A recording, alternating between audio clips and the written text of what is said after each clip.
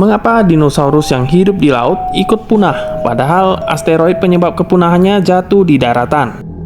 Oke, sebentar. Dinosaurus yang hidup di laut. Apa maksudnya yang seperti ini? Atau yang begini? Atau mungkin yang begini? Sayangnya tidak ada satupun dari hewan-hewan yang ada di gambar merupakan dinosaurus. Mosasaurus, Ichthyosaurus, Plesiosaurus, dan hewan akuatik lainnya yang sejaman dengan dinosaurus hanya disebut reptilia laut. Cuma karena nama belakang mereka saurus, bukan berarti mereka dinosaurus, teman-teman. Para reptilia laut tersebut berasal dari kelompok yang berbeda dengan dinosauria. Jadi mereka tidak digolongkan dengan dinosaurus. Kasus yang sama berlaku untuk Pterosaurus. Tapi okelah, mari kita bahas saja. Karena saya rasa ini cukup menarik. Pertama, asteroid penyebab kepunahan massal pada 65 juta tahun yang lalu justru diperkirakan jatuh di laut, bukan di darat.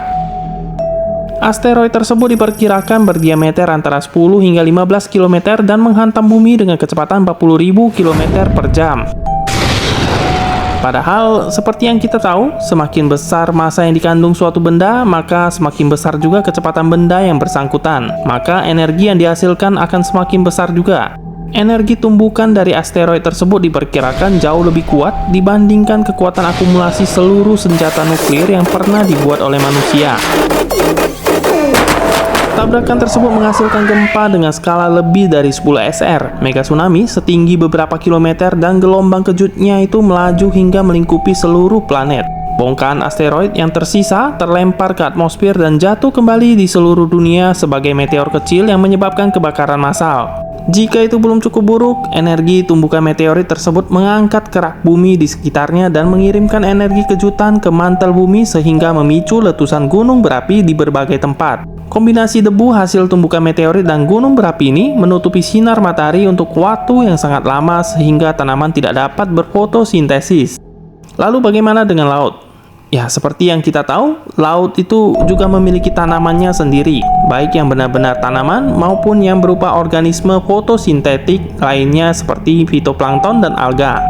Tanpa sinar matahari yang mencapai permukaan laut, mereka pastinya lambat laun akan mati. Dengan dasar rantai makanan yang kolaps alias runtuh, maka hewan-hewan yang bergantung padanya pasti juga terdampak. Mereka juga pasti akan lambat laun mati karena ketiadaan makanan, termasuk reptil-reptil laut besar yang tadi.